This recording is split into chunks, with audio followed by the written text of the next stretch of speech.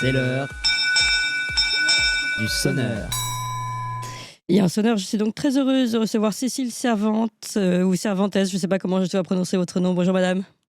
Bonjour. Dites-moi juste comment on prononce votre nom de famille. Cervantes. Cervantes, c'est ça. Vous êtes membre fondatrice et coprésidente de l'école du Canal, donc l'école du Canal dont on va parler. C'est à Saint-Julien, sur Dheune, en Saône-et-Loire. Et donc cette école du Canal s'inspire de la pédagogie Montessori avec une classe multi-âge. Est-ce que vous pouvez nous la présenter un peu plus précisément, cette école ? Oui.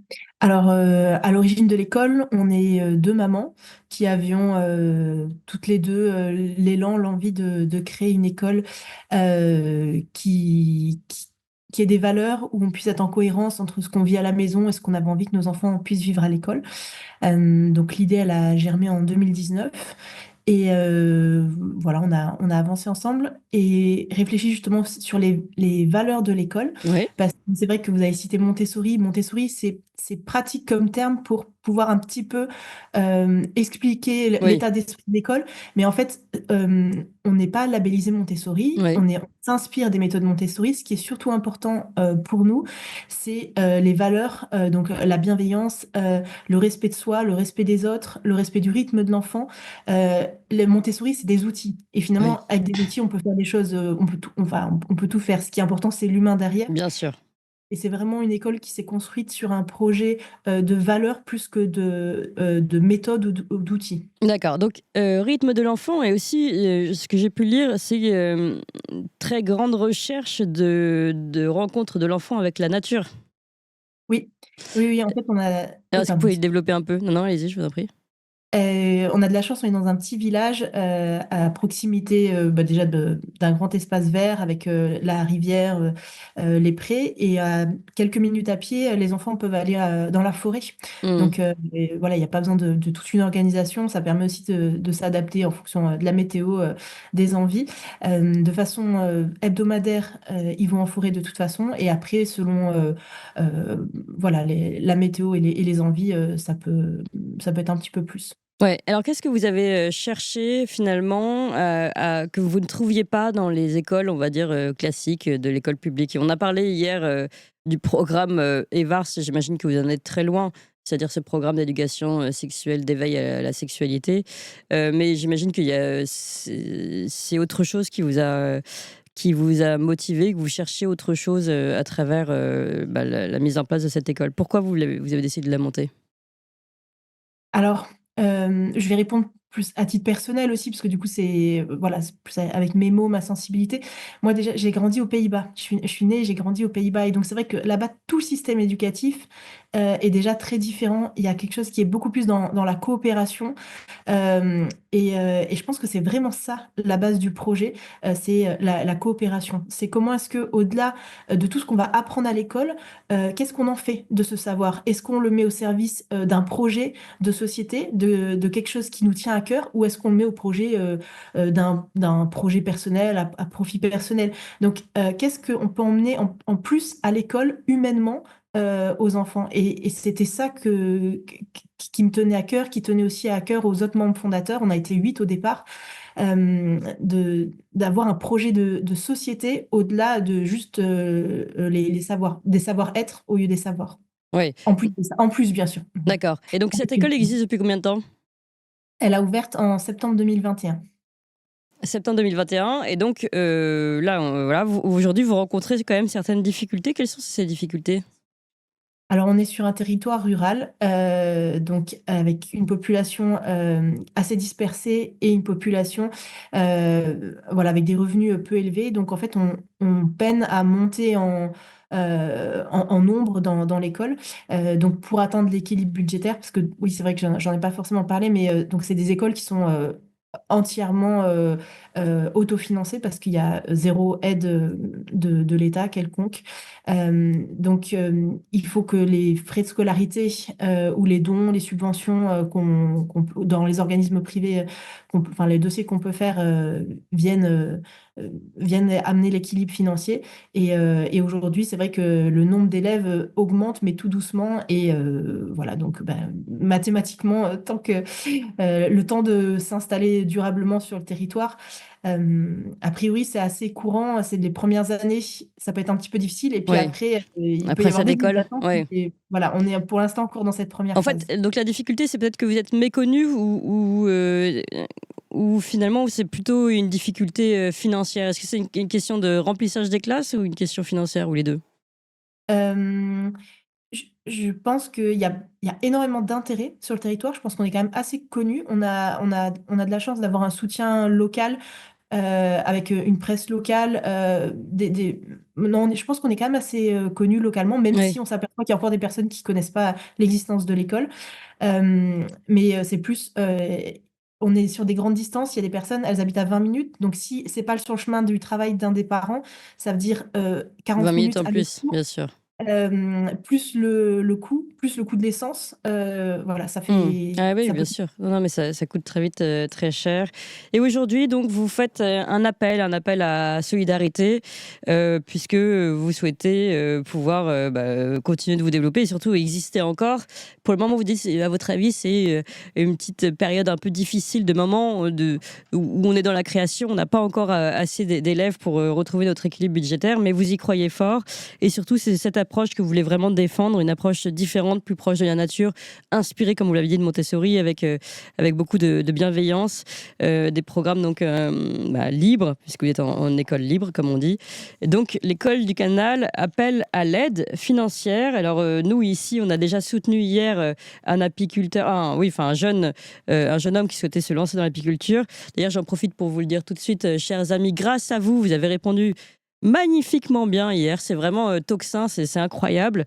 Cette personne avait lancé une petite cagnotte, il était à 200 euros au début de la cagnotte hier quand on a commencé à en parler. À la fin de l'émission, il avait déjà rempli sa cagnotte, il était à 2700 euros et donc il a réussi à avoir ce dont il avait besoin grâce à vous. Donc merci infiniment. Là, c'est moi qui mets les pouces, les cœurs pour vous dans le chat et partout et tous ceux qui nous écoutaient parce que franchement, c'est incroyable. Donc Arthur, jeune enfant autiste, peut développer son projet d'apiculture. Et Yvan Dufour, le vigneron, d'ailleurs, a tenu à passer un petit message. On va écouter Yvan Dufour, vigneron, qui donc a appelé à l'aide pour son fils et qui lui-même lance une cuvée. Vous allez retrouver comment retrouver sa cuvée spéciale Toxin en hommage à cette émission. Donc, on va passer tout de suite Yvan Dufour qui souhaite faire un petit remerciement. Bonjour à tous, bonjour à tous les auditeurs de Toxin, bonjour à toutes les personnes qui ont donné un petit coup de pouce à Arthur via la plateforme Tipeee. Je voulais vraiment du fond du cœur vous remercier tous. On a atteint l'objectif pour qu'Arthur puisse démarrer et acheter ses 5 premières ruches. Voilà. Je voulais vous dire aussi que donc, la cuvée Toxin, le coup de Toxin est maintenant disponible à la vente. Les auditeurs de Toxin peuvent passer commande directement en me laissant un petit SMS ou par mail. Bonne journée à tous et merci encore. On donnera toutes les indications pour le petit SMS et je vous propose d'écouter rapidement Arthur, donc jeune apiculteur qui, grâce à vous, va pouvoir démarrer sa nouvelle vie à partir de maintenant. Bonjour à tous les auditeurs de Toxin. Je tenais vraiment à vous remercier pour tous les dons que vous m'avez faits. Ça va me permettre de démarrer plus facilement mon projet d'apiculture. Alors, encore merci. Voilà, vous avez compris, plein de beaux projets. Donc, pour revenir sur l'école du Canal, là aussi, vous faites un appel. Comment on peut vous aider concrètement, Cécile ? Alors, on a mis en place un appel à dons sur Hello Asso. En fait, c'est vrai qu'on la trésorerie était, voilà, pas bonne, en fin d'année et on a osé, on s'est dit, en fait, il y a tellement de projets où des fois, on va apprendre par la presse que ça ferme et on va se dire: «Mince, si on avait su, on Ouais, aurait fait, un petit quelque chose» et au début, bah, c'est bien parti sûr. d'un plan local de se dire, bah, voilà, il y a peut-être des personnes sur le territoire qui peuvent mettre, 5 €, 10 € et qui, voilà, cumulées, les unes avec les autres peuvent, voilà, faire une grande somme et aider concrètement, l'école à passer ce cap. On a quand même, un nombre non négligeable de demandes pour l'année prochaine. Alors c'est comme toujours, hein, toutes les demandes vont pas aboutir, mais on sent qu'il y a quand même on est Une envie. chaque année, il y a quelques inscriptions, donc on sent que c'est une bonne dynamique et que c'est une voilà, quelque chose à passer. Et donc voilà, on a fait cet appel à dons sur Hello Asso pour les personnes qui ont l'élan voilà, de pouvoir contribuer à soutenir une école, comme vous avez dit, une école libre, Mm. une école qui va pouvoir utiliser ses outils et sa façon de proposer un apprentissage aux enfants. Voilà, pour les personnes à qui ça peut... Ouais. Et ça peut rendre quels possible. sont les retours justement des familles qui sont sur place, des enfants est-ce que vous avez des retours particuliers? Est-ce qu'ils voient la différence avec une école normale? Qu'est-ce qu'ils vous disent? Ah oui, oui, ah bah, c'est oui, enfin, je sais pas comment dire, ça a rien à voir en termes de quotidien. Déjà, on est sur une classe multi-âge, donc on va avoir une diversité d'enfants qui vont pouvoir se côtoyer et ça va accentuer le côté être à son rythme. Être à son rythme, ça veut pas dire ne pas progresser, ça veut dire pouvoir se tirer les uns et les autres Ouais. vers le haut lorsqu'il y a l'élan, en fait, de pouvoir le saisir et aller profiter de l'enthousiasme d'un enfant pour pouvoir emmener le groupe explorer un thème, approfondir un autre. Enfin voilà, il va vraiment y avoir cet échange-là.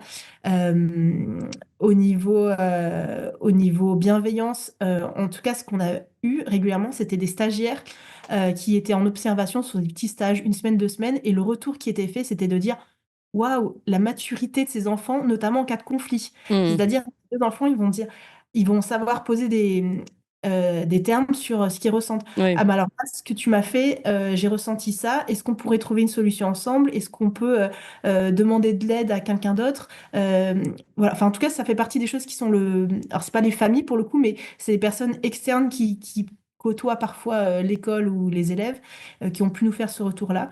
Au niveau des familles, en tout cas, les familles sont contentes, enfin les Mm. enfants sont contents. Et oui, après, il y en a certains qui n'ont pas forcément connu l'école Autrement, euh, oui. voilà, autrement, qui ont fait l'instruction en famille et qui ensuite sont venus ou qui ont directement démarré. Donc, Oui. il y a pas non plus énormément d'enfants, en fait, actuellement, qui avaient été à l'école publique Eh oui. avant C'est aussi dans une les... petite école rurale, donc il n'y a pas forcément beaucoup de choix autour. Alors pour vous aider, pour ceux qui le souhaitent, c'est helloasso.com, association L'école du Canal.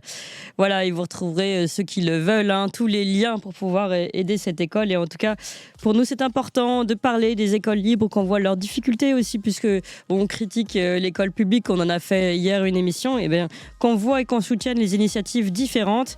Et voilà justement un exemple avec Cécile Cervantes et cette école du Canal. Merci beaucoup Cécile Cervantes.